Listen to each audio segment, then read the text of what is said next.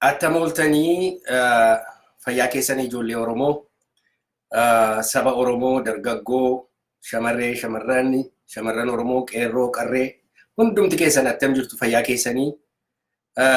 Guyyaa har'aa guyyaa sanbata guddaati.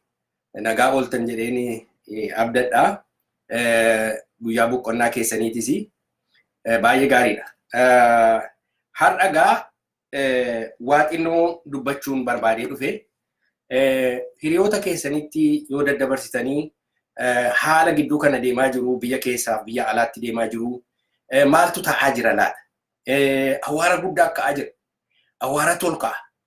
Awwaaratu ol ka'eetu awwaaratu buqqee ka'a. Awwaara kana keessa wal ilaaluutu nama rakkisa. Daandii ilaallachuutu nama rakkisa. Dildiya riqicha ilaalanii ce'uun nama rakkisa. Doonii yaabbatanii walii isaan wal dhaalu. Dukkanaaf hurrii keessa yeroo awwaarri ka'u. Bineensillee achi keessa boofillee warri baadiyyaa keessatti guddatanii awwaara kana keessa yeroo fiiddanii waan baay'eetu namatti dhufa. Bineensatti utuu fiiddanii itti bu'uu dandeessu. Kanaaf mee awwaara kana keessaanii qaawwaa tokkoon wal ilaallee qaawwaa kana keessaanii maaltu deemaa jira? Mee qoy. Mee hin jarjarruuti. Maayin iyyi kun kabarchaachaan kun rabshaan kun jeeqamsi kun balaa qalaan inni jedhani maaloo inni jedhan kun maayin maaltu ta'e? Riilii maaltu ta'e? Sabistaansii isaa keessaa fuunee ilaallee seecaanee gargar baafnee maaliif amma immoo why is this time? Maaltu ta'aa jira? Maaltu dhufaa jira? Isa jedhu ilaaluun barbaachisaadha ilmaan Oromoo. Yeroo tokko Oromoon miiraadhuma guutamee miiraadhaan ka'eetu humnaan ija isaa dunuunfatee gara fuulduraatti fiiga. Yeroo iddoo tokko ga'u immoo lafa dhufee hin beeku, maaliif akka fiigee achi ga'e hin beeku, maanni inni itti aanu? Inni itti aanu immoo maayin? What's next? Maal inni itti aanu? Maal goonuu lammaffaa? Second step maayin isa jedhu xiinxaluudhaaf yeroo argatu. Maaliif yeroo hundumaa eventii duukaa fiiga. Rabshaa duukaa, rabshaa jaallata, kabarchaachaa jaallata sabi keenya. Isa duukaa fiinnaa isa booddee dhannee walakkaa galaanaa eega geenye booddee doonii keenya garatti qajeeshannee batoodhaan dhoofnee ittiin ceenu doonii keenya kana garatti oofnu wal'aadha. Kanaafitu yeroo awwaara akkasitti ka'u yeroodhaa yerootti dhaabatanii isa kaleessa darbe seecca'u gara miillatanii ilaalanii kun gaarii ture, kun gadhee ture, kun jedhanii ilaalu. Waan keessaa bu'aan argatte immoo funaannatanii ishee immoo isheedhaan immoo gara fuulduratti deemuu barbaachisa. Egaa har'a wanti dhufeefi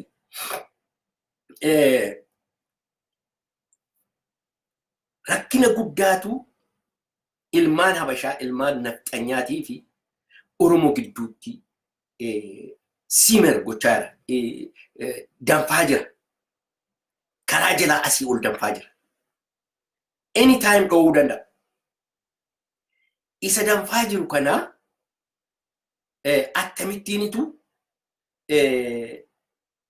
akka inni uummata Oromootiif, koozii Oromootiif, kaayyoo Oromummaatiif akkamittiin akka dhimma nuu baasu itti dhimma baana. Isa danfaa jiru jeeqamsa kana keessa bu'aa maalii irraa buufachuu dandeenya? Yoo ofii keenya dhimma itti ba'uu dadhabne nutu keessatti dhaba, luuzii goona, hin dhabna jechuudha. Yoo immoo akka gaariitti xiinxallee immoo dhimma itti baane isa akka sadarkaa tokkootti, darajaa tokkootti dhimma itti baane isa lammaffaatti dabarraa jechuudha. Kanaaf anini amma dhugaadha. Bana baay'een dhaggeeffachuu danda'a. Garuu maaliif excitement isa amma yeroo teessanii dhaggeeffatanii ammatuun dafeedhuma isa kaleessa dheengadda ta'etti utaalee barbaadu. Garuu ani akkasittiin hin deemu. Walitti hidhamee isa deemu kana tokko tokkoon isinitti agarsiisuu barbaada gaggabaabsee. Engadda yeroon waa'ee ilmaan Habashaa nu keessa qubattee jirtu isinitti himaa ture. Cancer cities waan jedhamu kana baqaa baaseetiin ture. Cancer cities jechuun magaalaa kaanserii Oromoo keessatti ijaarame jechuudha. Magaalaa kaanserii maaliif jedhee dhukkubatu nu keessatti dhaabate. Dhukkubi kun yoo dhufe jabana Minilikii biyyi Oromiyaan gaafa qabametu loltuu Minilik garboonfataa Minilikii wajjin dhufaniitu magaalaa Oromiyaa keessa qubataniitu dhukkuba nu keessa kaan dhukkubi kun kaanserii. Cancer cities warri ittiin jedhe egaa baay'een isaanii warra akka ganaan as fida booddeen xiqqoo turee fida.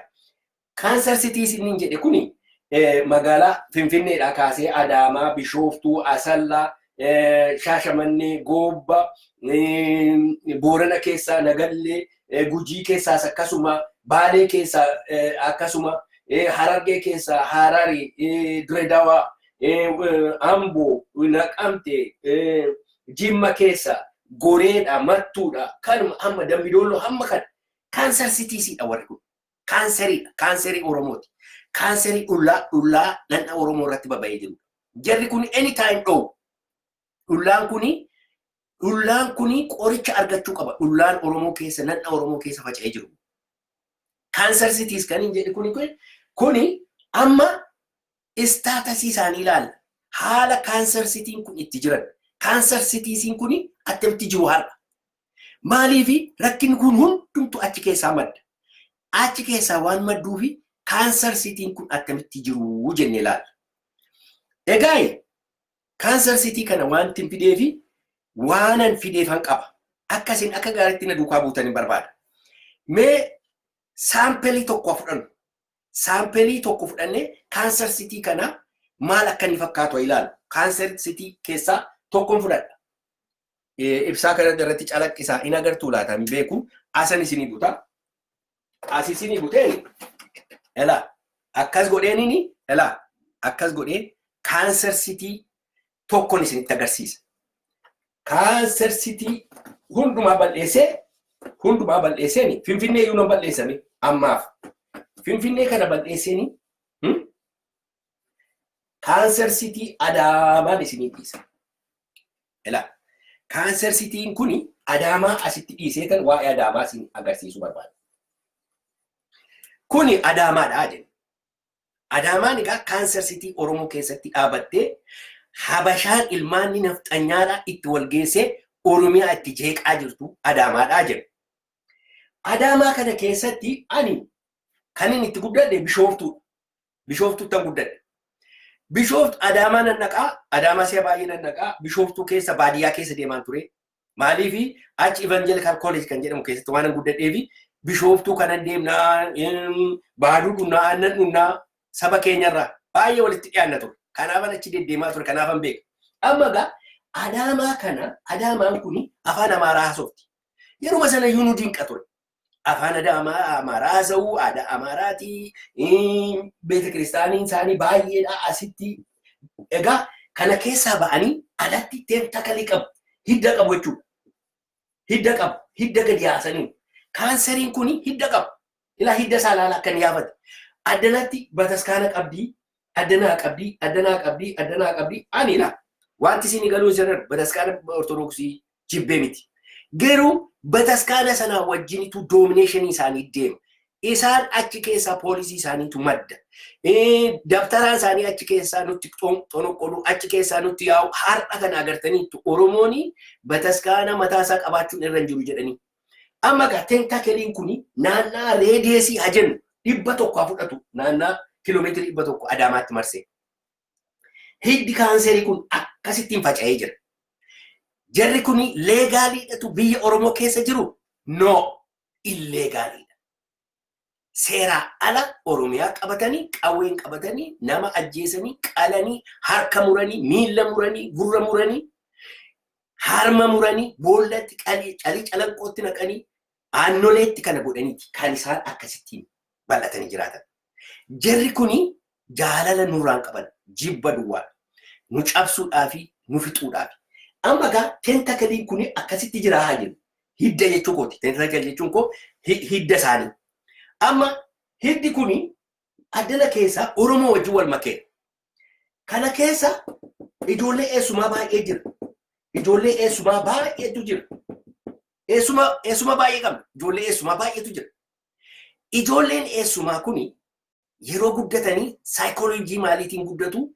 Saayikooloojii isaanii ittiin guddatanii abbootii isaanii kana yookiin haadhotii isaanii firoota haadhaa yookiin firoota abbootii isaanii kana ilaalaa waan guddatanii fi horii argachuuf sooromuu fi Oromoo kana gaallaa jedhanii garboomsuu fi noormaaliidha isaaniif. Maaliif mana isaanii keessatti guddatan?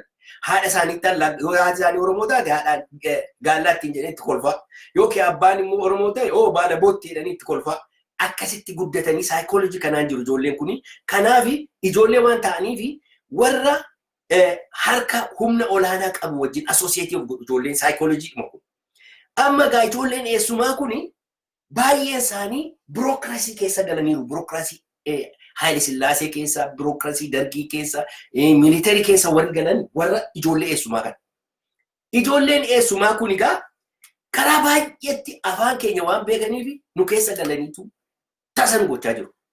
Har'a kana yoo agartee warri Abiyyi fi Abiyyiin fakkaatanii wayyaaneen abshaalummaa guddaa kan isheen nurratti hojjette yeroo sabboontonni Oromoo OPDO keessaa ol ba'uu jalqabanii kun nu balleessi jettee sabboontota sana keessaa rukuttee ijoollee eessumoota keenyaa kanatti hidhatte. Ijoollee eessumoota keenya kanatu fuutee itti hidhatte. Isaanii taayitaa laatte. Isaanii waan taayitaa laatteef isaan dantaa Oromoo tokko hin qaban.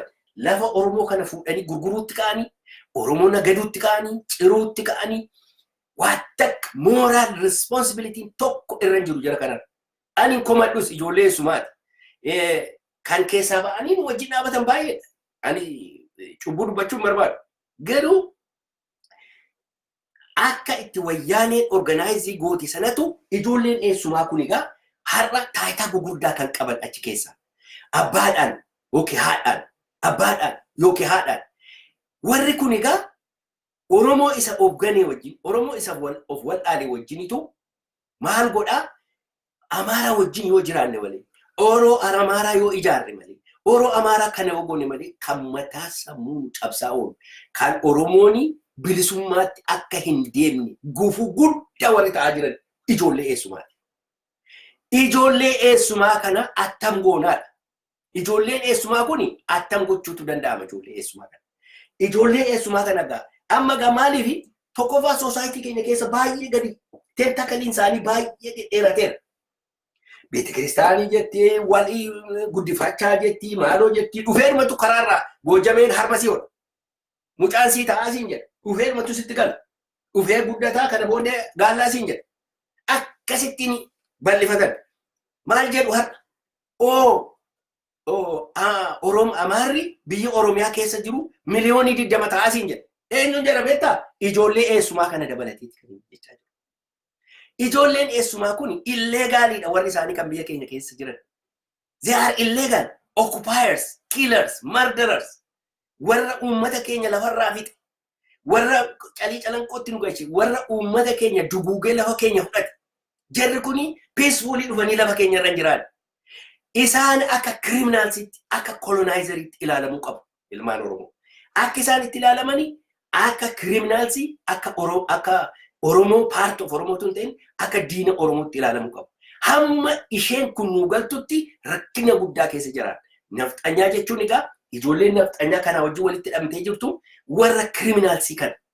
Criminal company kanatu geggeessa jechuudha. Isaantu geggeessa har'a mootummaa kana kan geggeessaa jiru dantaa tokko Oromoodhaaf kan hin qabne.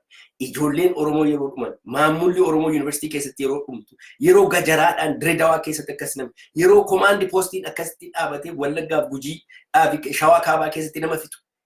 Hamma xurii qeensaatti dhaga'ama. Maaliif? Dhimma isaanii miti. Ijoolleen eessumaa kuni hamma danda'amanii Oromoo rukutanii, Oromoo gurguranii biyya Arabaatti eessatti gurguratanii, lafa gurguratanii Oromoo duguuganii lafarraa xaraaranii fixuu barbaadu. Kanagaa Oromoon kan inni galuuf hin irra jiru.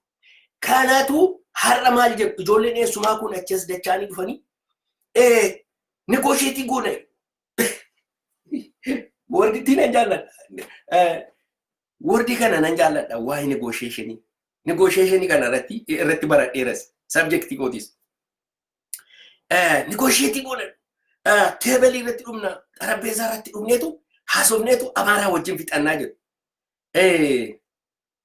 warra akka jedhuu fi utuuni definition negotiation bira naqini negotiation isaan amma jedhan kana waggaa 50 umurii koo keessatti Oromoon negotiate gochaa jiraate garuu waan isin dinqu bu'aa tamunii tokko keessan akka Oromoo Hailee Fidaafaa kan isaa jedhani amaaraa wajjin jiraachuu dandeenya negotiate gochuu dandeenya biyya kana bushuu dandeenya hin danda'amu amaaraa wajjin jiraachuu hin danda'amu harka duwwaa negotiate gochuu hin danda'amu kanaaf qawwee qabaannee yoo of ijaarree qawwee qabaannee malee hin danda'amudhani baaroon faa yeroo isaan itti wal falman an high schooliin jira nan dhaggeeffadha gurra koo kana hin danda'amu amaaruma wajjin jiraachuu hin dandeenyu jedhaniitu mataa wal cabsu dhumarratti qawwee kaasanii laga lixan isaan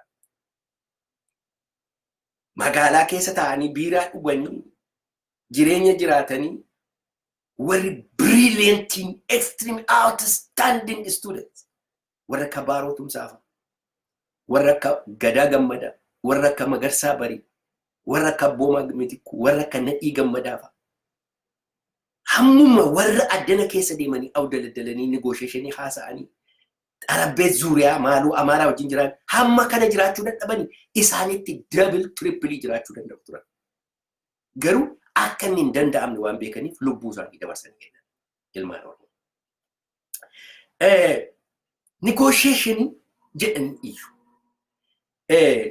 jabanaa Hailee Fidaafaa negotiation mukura hin danda'amu achi booddee Hinumatti fufe Oromoon negotiate godha hin danda'amu yeroo London conference jedhanii yeroo biyya seenan negotiation godhan leencoo faa biyyatti galan feelii godha ala gadi ba'anii Asmaraatti Gondaritti eessatti Jabuutiitti Sumaaleetti Sudaanitti Ijiptitti Faransaayitti Jarmaniitti Norway negotiation after negotiation after negotiation after negotiation.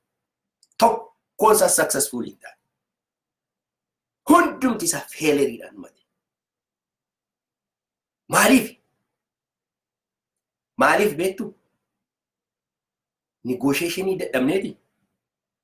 Eertiraan uummata keenya funyaan qabee abaa fuudhee abbaa fedhee wajjin habashaadhaa wajjin kanaa wajjin negotiate sobeeti inni nu guwumsuudhaaf wal'aansoo keenya dheeressuu jedhe. Namni keenya taa'ee waan negotiate gochaa oolu. Egaa puzzle sanan isin hiikuu dhufe har'a. Maaliif kufe negotiation kun hundumtu maaliif kufe? Why? Maaliif kufe isinitti fakkaata negotiation?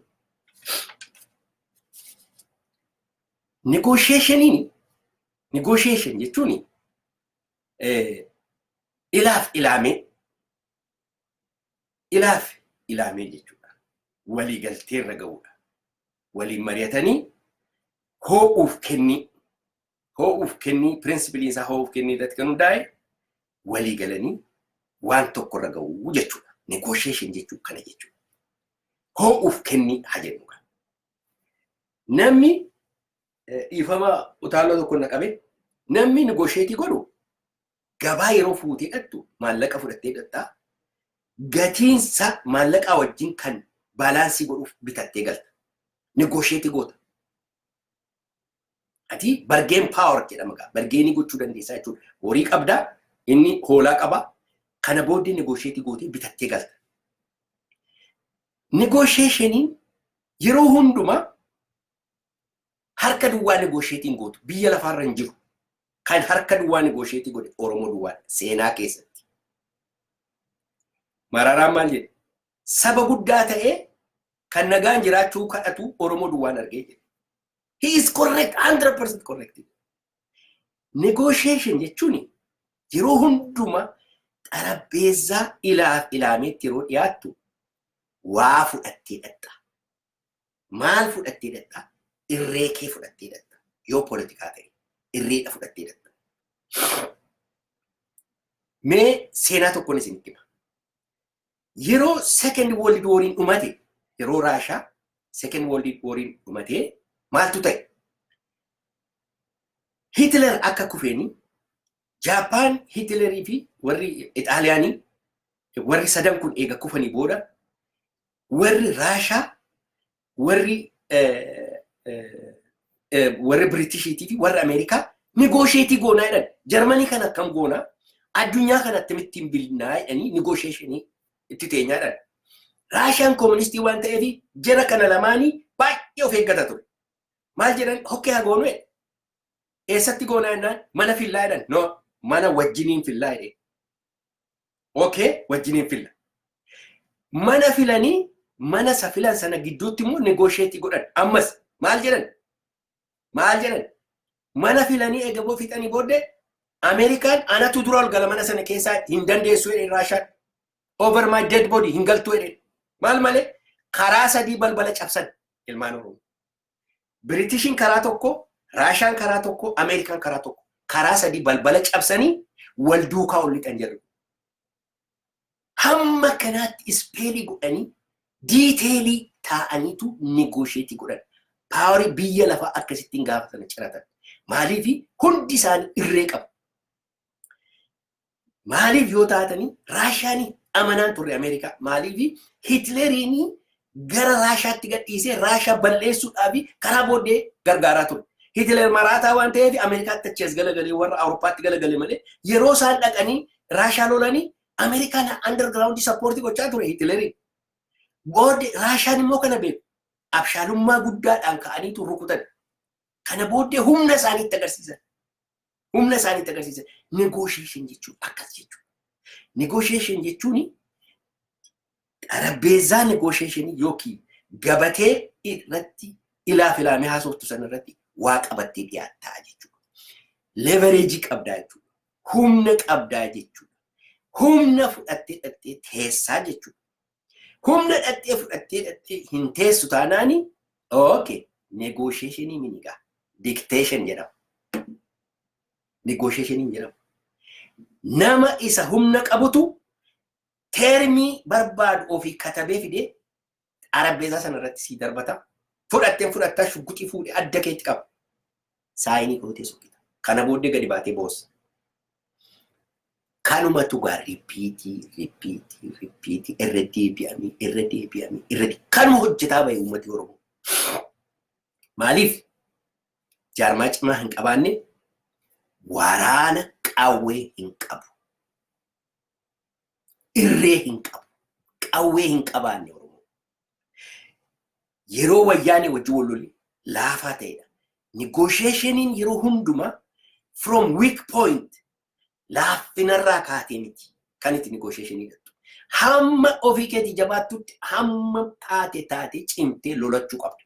Kan si baasu kun eega rukuttee caccabsitee jettee booddee eega humni kee isaan gitu ofii kee ilaaltee irree kee ilaallattee booddee dhatu negotiationii dhiyaata. Kana ta'u lammata immoo negotiation jedhamee dhumaa fi qawwee kee lafan keessu. Yeroo mee ilaala Palestiniyaansiin yeroo isaan Israa'eel wajjin negotiate godhan. Yeroo negotiationiin Middle East kana keessatti deemu, Far East keessatti yeroo adeemu maaltu ta'a?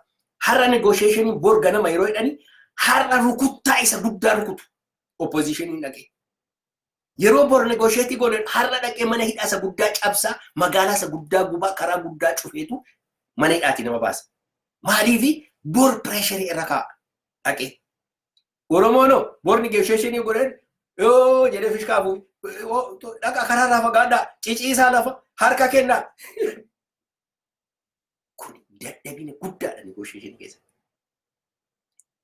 Oromooni negotiationii jechuun humna from strength in negotiating godha. Hoo'uuf kennidha negotiationii. Oromoon takka humnaanii xarabeezaa negotiationiitti dhiyaatee beeku ilmaan Oromoo. Kan nu miidhe, kan nu bal'eesse, kan nu ajjeese kana. Har'a negotiate goone Amaaraa wajjin keenya haasofne, wajjin haasofne. Meeqoo hime Amaarri har'a wanta isaan qaban beektu.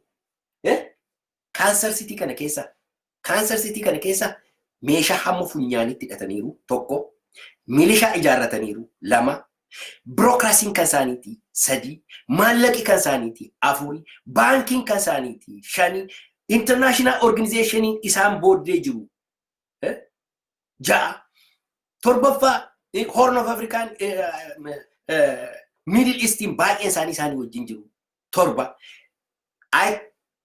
Hamma dhibbaatti lakkaa'u advantage isaan uffatte qaban. Amma gaa negotiationii dhaabnannaa dictationii fudhachuudhaan waa isaan jedhan elaa kana fudhatta waa isaan jedhan. Kanatti nu geessaa jiru ijoolleen eessumaa. Negotiate godhu Amaaraa wajjin negotiate godhu Itoophiyaa bulchina. I wish wanni akkasii hin jiru.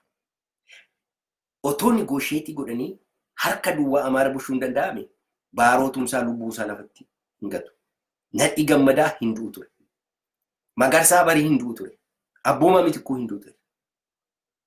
Jireenya hunda keenya caalu jira. The most intelligent people jiraachuu danda'u ture. Akka keessan kana smart ta'uu dadhabanii double triple turan. Akka hin danda'amne waan beekan. Kanaafitu Oromooni hamma humna isaa jaarratee irree isaa jabeeffatee negotiation table sanatti deebi'ee dhufuu danda'utti tasa Abashaadhaa wajjin negotiate gochuu hin danda'amu. Negotiation jechuun egaa strong point akaatee negotiate goota. Okay. Amma gaa past negotiation wanta ta'e hunduma isaa agarra. Yeroo negotiate goonu yeroo hunduma harka duwwaadhaan. Yoo harka duwwaadhaan nu ta'e maal jedhu inni amma fakkeenyaaf yeroo darbe kana waboon bakka nuyi biyya qabanneerra nutu biyya bushaa jira waboon hiikkachuu qabaa jedhan. Jara nana Oromoon hin bilisoomne yeroo sana mataadha dhukkufataa ture. Oromoon hin bilisoomne ganaadha waboon hiikkachuu hin qabu. Oromoon leverage tokko hin qabu. Of harkaa meeshaa hin qabu. No mormi keenya citu qawwee 800 fuudhanii gashanii ijoollee ishee kaan summiidhaan ficcisiisanii ishee kaan maajiraatii ishee rukutanii inni kaan baqatee lagatti fade. Har'as same story dha nuti dibbeen nutti rukutamu. Oromoon waa'eetu harka rukuta. Gudiidhuma awwaara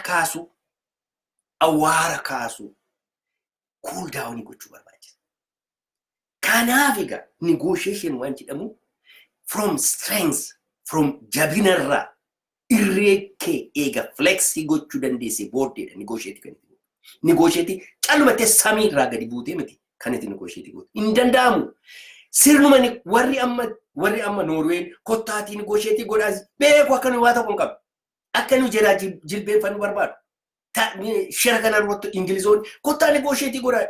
Kirabaatii keenya kaanee dhannee London keessa ta'e harka duwwaa. Hin beeku isaan akka nu waa tokko harkaan qabu.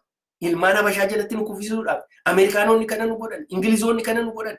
Kana hundumaa kana osoo beennu har'ammoo kana fudhanna jechuudha. Meeqoo kan wayyaaneen ittiin kufte negotiationiin godhame kun hundumtu gaafa kufutu qeerroon lubbuun addana saga'eennaan ka'ee lubbuusaa dabarsee wayyaanee ari'a. Miti achi ijoolleen eessumaatti nammanii warri Itoophiyaa suus maallee suus Minilik warri jettu kun dirrifteetti himantee ijoollee qeerroo iddoo lamatti cabsanii joonjessanii maal godhanii caccabsanii iddoo meeqatti murmuranii fixanii kaan gandaan kaan afaaniin kaan amantiidhaan maaloodhaan foollee jedhanii itti dhaabanii maal godhanii jeeqanii akka isheen jilbeenfattu godhan ijoolleen ammayyuu burjaajii sana keessaan bahin jirti ijoolleen. Garuu Waaqayyoon galatu hammi tokko dammaqanii gara qawweetti fiigaa jiru. Gara marroof gara golichoo engeetti fiigaa jiru. Gara sanyiitti fiigaa jiru. Kanan nu baasasa jedhu isa baarootumsaa jedhu. Isa Abbooma Mitikuu isa Gadaa Gammadaa isa Magarsaa Barii isa Higga Zubantii isa saan jedhan isa Moo'ee Abdoofaa jedhan isatti baqataa jiru ijoollee. Irribaa kaate ijoollee. Lubbuu ishee isa mi'aa kana dabarsitee kennaa jirti. Negotiation to galeef value qawwee value humnaa tu galeef value muratanii gara fuulduraatti deemuuf galeef ijoollee kana.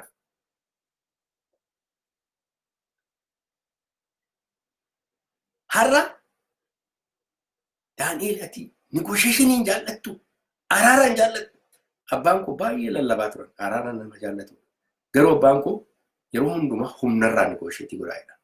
Malee dhaqaatii harkatti kennaa jiru. Hamma dhumaatti utuma loluu du'e, utuma muggutu, utuma maal jedhu harkan kennu. Araara jibbuu miti. Seexana ta'uu miti.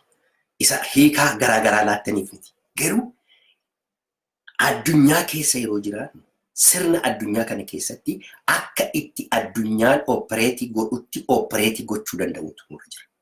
Nuun baatuun hin baane. Nuyi nama kan biraarraa adda miti. Saba kan biraarraa adda miti. Akkuma addunyaan itti deemuttitu akkasumatti deemuu qabna. Akkasumatti deemuu qabna.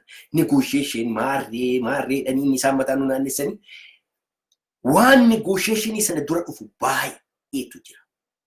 Wanti negotiation sana dura dhufu irra jiru maayini isa jedhu har'a san isin wanti negotiation dura dhufu irra jiru tokkoffaa waboon completely Oromiyaa control gochuu danda'u ta'e. Number 1 waboon akka jirutti Oromiyaa kaabaa kibba bahaadhiya control gochuu qaba. Tokko lammata Cancer City keessa tentakalii ishee hunduma ishee ciree fixu irra jira. Ilmaan nabashaa darsa ishee guurtee biyya abbaa ishee galuu qabdi. Negotiation hin jiru kana malee. Ilmaan nabashaa biyya abbaa keenya keessaa ba'uu qabdi. Warra akka jettan booddee dhumarratti itti isinii dhufa maaliin kana jedhee. Sadaffaa ilmaanni Oromoo kan ta'e hundumtuu hidhachuu qaba. Siyaasiyaadhaan barachuu qaba. Jabaachuu qaba. Wal barsiisuu qaba. Arfaffaa eliitiin Oromoo akka jirutti road map kana qopheessuu danda'uu qaba. Har'a ilmaanni Oromoo road map waan jedhamu qabu. Abbuma barbaadetti stage irratti ba'ee waanuma barbaade iyya. Malee kanatu nu baasa namni jedhu hin jiru. Warri nationalistoonni garuu road map sana qabna. Road mapping keenya waboon Oromiyaa kaabaa kibba bahaadhiya control gochuu qaba. Ummanni Oromoo hidhachuu qaba. Politikaadhaan of ijaaruu qaba. Jaarmiyaa isaa jabeeffatee kana booddee teebelii negotiation itti dhiyaachuu danda'a. Eega biyya isaa keessaa baasee booddee warra sabaaf sablammii nu keessa qubatanii warra wal bukkee quban warra ollaa keenyaatti wajjin negotiate gochuu. Kuni road map nationalistotaati. Warri Itoophiyaanistonni hallayyaatti nu gashuudhaaf ammas nu jilbeenfachiisuudhaaf nu cabsuudhaaf nu balleessuudhaaf malee hooma tokko waa tokko nu gochaa jiran. Waggaa 50 negotiate godhe. Negotiation kana keessatti eenyuun dhabna? Gama Itoophiyaa dhaabatanii ijoollee warqee fakkaatantu dhabu. Osoo Habashaa wajjin hojjechuu dandeenya jedhanii Haayilee Fidaa baay'eetu dhume. Mitikkuu Tarfaasaa fa'aa Lammaa Fidaa baay'eetu dhume. Akkasittiin akka hin taanetti du'anii badan. Nama meeqatu dhume akka ittiin karaan taanerra deemanii koozii hin taane koozii sobaaf du'urra koozii dhugaatii warra du'etu yeroo hundumaa seenaa keessatti yaadatama. Kanaaf kanin isiniin jedhugaa amma waa'ee filannoo keenya kun egaa har'a maal filannoo keenya akkuma sila jedhe waboo jabeessu negotiationiidhaa fi positionii jilba keenya jabeeffachuu negotiationii barbaachise dhaquudhaa fi from strong point jechuun lafa irra ejjennu lafa sibiila irraa kaanee negotiate gochuutu nurra jira. Harka duwwaa lammata dhadheennaan salphattee galta. Amaarri hamma funyaanitti hidhataa jirti, of ijaaraa jirti, hinuma dhumta dhumarratti. Yeroo hundumaa hoduu nan dhagaa maal jedhu? Oh, leverage qabna. Leverage maali qabdati? Leverage jechuun waan inni itti negotiate. Ani albuudaan qabaa, nama baay'een qabaa, maaloo baay'een qabaa, kana baay'een qabaa, waan baay'een irraa barbaada. Maali wallaalanii warri kan biraan nama gabaa akka dibaattee deemtu wallaalanii miliyoonii tokko qabaatti gatii maali qaba? Jaarmaan qabdu taanaan, qawween qabdu taanaan, albuuda bir maallaqan qabdu taanaan, dippiloomaasii irratti hin hojjenne taanaan, maali irratti hin hojjenne taanaan gatii maali qaba? Ati namni nama haafatti nu ilaalu isaan haafa akka sareetti nu ilaalu. Dhugaadhammoo namni jaarmaaf qawwee hin qabne akka sareeti. Wuma tokko afaan maan duuta malee yeroo matrayeesitti qabanii gaditti naqanii hundumtuu hin dhuma. Kanaafitu inni leverage jedhanii ittiin nama goomsan nuyi baay'eedha. nu baay'eedha nu sodaatu. Inni hafeera. Ingilizii biyya amma mixii geessutu addunyaa kana moo'e. Israa'eel irra miliyoonii meeqa kan hin taanetu Araba miliyoonii 100 garaba. Isaan meentaalitiin Habashaa sanaan deemu. Moo'aa za'aba nagada Yahudaa warra jedhan isa sammuun isaanii kan inni jiru. Achi keessa jira. Kanaafitu yaalmaan Oromoo baay'ina kee kan hin abdatin. Lubbu guddinni guddu furdina hin ta'u. Guddu furdinni lubbu guddina hin ta'u Oromoo. Namni tokko heeviidhaan jedhe lubbuu isaa guddaa miti. Waan heevii ta'eef. So heeviineesii kee kana misinterpreting godhi. Gara kan biraatti hin hiikkatin. Akka wanta biyya lafaa kanaa mooti. Nama xinnoo qalloo tokkotu seentii funyaanitti si dhee lafaan si galagalcha. Kanaafi kan kuni loojikiinuma roongiidha. Leveragis ta'uu hin danda'u. Haadhumaan eessattiyyuu eessaanuu nu godhuu hin danda'u kun. Kanaafitu yaalmaan Oromoo kan nu baasu. Har'a kan nu baasu. Har'a Oromoo keessatti biyya Oromiyaa sana keessatti namni dhaabi negotiationitti yooduma jarjartuudhaan dhiyaachuu qabna ta'eyyuu. Yooduma wuu negotiate gochuu qabna ta'e. Amma negotiate gochuu hin dandeenyu. Garuu baay'ee jarjarsiidha yoo ta'ani kan negotiate gochuu danda'u eenyu beektu? Maroodhaafi gollicha engeetii fi sanyii dhaafi warra laga jiran. Period. Jaadhattanis jibbitanis. Wanti hin qabnu kana duwwaadha. Irree qabu, lolaa jiru, dhukaasaa jiru, kuffisanii kufaa jiru, adda isaanii rasaasatti kennaniitu Oromiyaa ijjeeruudhaaf lubbuu isaanii kennaa jiru. Kanaaf isaan qofa kan negotiate gochuu danda'u. Warri daabbaa baatanii deeman, warri waraqaa guuranii deeman, warri markaatoo keessa piyaasaa keessa siifachi yaa'anii waa tokko gatii hin qaban. Hin jiruum hin danda'amu kaa seeruma negotiationiiti. Negotiation from strength and negotiating go from the weak point and negotiating. Lafa laaffina irraa kaatee tun ta'ini jabina irraa kaatee tun negotiate goota negotiation jechuudha.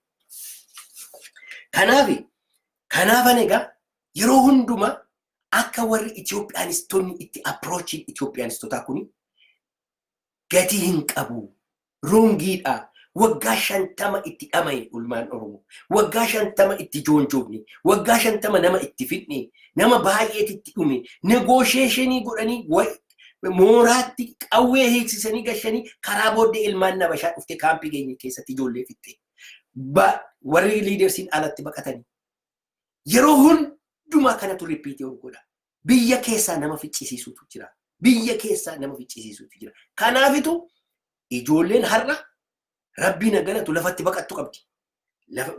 Marrootti baqatti, gollichotti baqatti. Axxee daftee rasaasa kaaftee ishee ari'aa dhufu itti galagaltee adda isaa keessa buufti. Har'agaa inni ari'uu dhaqu eeggataa fiiga. Akka kanaan dura xarararraa ittiin godhu. Karaa booddee natti dhufti jedhee ilaallata. Yeroo kanagaa enemiini gara booddeetti deebi'uu jalqaba. Har'a yaalmaan Oromoo. Umarratti waan xiqqoo tokkoon explain isin godha. Isa amma nama joonjessaa jiru. Waan interesting gitu jira. Maal jedhu yeroo warra Itoophiyaanistota kana ilaaltanii egaa jecha Amaaraa kana fudhataniiru. Amaarri miliyoonii 20 ta'an Itoophiyaa keessatti Kansar City kana keessa guutaniiru. Ijoollee Sumaatii isaanii warri intini dhufan. Warri kuni colonizersiidha. Nationalistiin Oromoo jara kana attamitti ilaala? Colonizersiitti ilaala. Ingiliziin biyya colonize godhe keessatti namni hin deemu mana isaatti gala. Colonizeriin manatti gala. Akkasitti beekna. Garuu nu keessa kan qubatan, nu wajjin kan jiraatan, nu wajjin kan rukutaman, kan miidhaman, kan qabamantu kan walakkaa keenya fa'aa qubatu. Warra akka Adaree, warra akka Argobbaa, warra akka Seesee, warra akka Sanqallaa, warra akka Masangoo, warra akka Koomoo, warra akkasii jira. Isaan kuni nu wajjin uummata cunqurfamedha. Warra akkasii kuni Oromiyaan gaafa bilisoome caaffee Oromiyaa keessatti autonomous region qabaatanii nama isaanii ergatanii nu wajjin negotiate godhanii konsiidii goone hamma tokko isaanii wajjin jiraachuu dandeenya. Warra ollaatii wajjinis akkasumatti jiraachuu dandeenya. Garuu kan Amaaraa special case. Jarri kun bar colonizers biyya keenya nu miidhanii nu qabatanii har'ayyuu immoo biyyi kun Oromiyaan kan keenya asiin jechaa jiru bar. Kanaafitu raayitii sana hin qabaatan Oromiyaa keessatti. Warri addanaa promisii galu. Caffee Oromiyaa keessatti Amaarri wikilinaa qabaachuu qaba. Ani isinii wajjin hin du'a. Nama akka jettu kun dhaqee achitti du'i yoo barbaade. Achumatti attee duuta. Caffee Oromiyaa keessa Amaarri akkasitti morma nurraa qartee harma murtee ilmaan Oromoo akkasitti jilbeenfachiiftee calii calanqootti ilmaan Oromoo darbattee fixxee caffee Oromiyaa keessatti qalbii akkasii kana dhiiga saba Oromootti qalladuu kana dhaabuu qabu. Warri Itoophiyaanistoota jettanii Habashaa jala fiiddan. Ilmaan Habashaa jala wal fiiddan. Ilmaan Habashaa fuutanii mataa keenyarra kaa'u warri barbaadan. Warra akkasii kana ammaa kaastanii dhaabuu qabdu. Caffee Oromiyaa keessa Habashaan dhiigi ishee tokko lixuu hin dandeessu. Achi keessa. Mirga maalii qabdi caffee Oromiyaa keessa kan galtuuf? Kolonaayizeeriin attamitti gala? Kolonaayizerii biyya eessaattitu? Kolonaayizeeriin nama kolonaayiizii godhee wajjin taa'ee mootummaa keessa galee hojjeta. Gama mana abbaa isaatii dhaqeetu achi negoosheetii godha. Kanagaa jeneraalii wanti jechuu barbaadu Oromoon kan inni negoosheetii gochuun irra jiru from strong pointidha. Strengthii eega horatee booddee kana booddeedha kan inni negoosheetii godhu. Ilaa waan akeekkachiisa tokko tokkoon isinii kenna. Warri har'a addana keessa nuyi Amaaraa wajjin hojjechuu dandeenya, Itoophiyaa bituu dandeenya. Maaliif deemu beektu? Amma borganama warqanii caffee Oromiyaa irratti pirezidentii ta'anii waan tokko ta'anii akka jirutti Oromoo kana fuudhanii Amaara jala gashuudhaaf deemaa jiru jedhu. Amaara jala gashuudhaaf ijoollee eessumoota isaanii gad fidanii nutti makanii haadha isaa ziirootti nu gashuudhaaf deemaa jiru. Warra akkasii kana of eeggachuu ilmaan Oromoo har'aa kaasanii caqasuun akka isaan itti deeman. Tokko kan lammatammoo maal godhu beektu? Amma hamma danda'ame akka afaan keenya afaan naashinaalistii haasa'uu yaalu. Afaan warra naashinaalistii haasa'uu yaalu. Afaan naashinaalistii kana haasa'anii Oromiyaan akkas taate, Oromiyaa akkas godhan, akka godhan jedhanii haasa'anii maal godhu? Dhaqanii magaalaa keessa warra jiru. Dhaabolee magaalaa keessa jiru walitti qabatanii isaaniin akka gurmeessuu godhaniitu kana booddee waboodhaan wajjin haasaa jalqabneera jedhanii warra magaalaa keessa jiruuni dhaqanii waboo qabachuudhaaf yaalaa jiru. Waboon kana irratti dammaquutu irra jira. Amma haasaan deemaa jiru warra magaalaa Finfinnee keessa jiru liqimsiisuu isaanii qabanii akka isaan waboo wajjin haasa'uu gochuudhaaf yaalaa jiru. Waboon egaa gowwaadha har'a. Akkuma kaleessa gubate isaanii gubata deebi'e. No. Kanammaa ta'ee naani biyyi badeera jechuudha. Tiyaatirii isaan hojjetaa jiran akkamittiin waboo qabannaa? Akkamitti waboo jilbirfachi? Hundi isaanii walii wajjin hojjetu. Wal arrabsuu, wal jedhuu, wal abaaru sooba dubbatti. Dhumarratti hundi isaanii waluma wajjin hojjetu. Abiyyumaa wajjin hojjetu. OPD Oromootu hojjetaa jira. Waan hundumaa kana. Kanaaf ilma Oromoo maaloo hin gowwoomin. Bara baraan hin gowwoomin. Bara waraan qaxaa fi achi barbaariin akka isin hin goomsin. Akka isin hamma dandeessan mudhii keessan hidhadhaati. Jabaadhaati waboo keessan bukkee dhaabadha. Waboo duwwaatu nu baasa. Waboo jabeeffannee gara fuulduraatti adeemne biyya abbaa keenya Oromiyaa Riippaabilikii dhaabbanne isa booddee warri ijoolleen eessumaasi warra keessanii wajjin akka gaariitti jiraachuu dandeessu. Paaspoortii Oromiyaa fudhachuu danda'u, wajjin jiraachuu danda'u, nus isaanii wajjin rakkinni tokko hin jiru. Garuu mana keenya egaa ijeerrannee booddee biyya keenya Oromiyaan walaba ta'e keessatti waan barbaadde gochuu dandeenya. Kana kan yaaduun nurra jiru. Kanarratti jabaannee ejjennoo keenya jabeeffannee hojjechuu isa awwaara kaasan kan girgirii kan cabcabaa kana iyya kana cool down godha. Naannoftee ilmaan nabashaa boodhuma tokkotti galti. Ilmi eessumaa mana eessumaatti galti. Kanaaf of eeggadhaa ilmaan Oromoo. Kanan isiniin jechuu barbaade Waaqayyo sinaa eebbisu Republic of Oromiyaa hin ijaarranna gaafa sana walabummaan keenya jechuudha. Galatooma.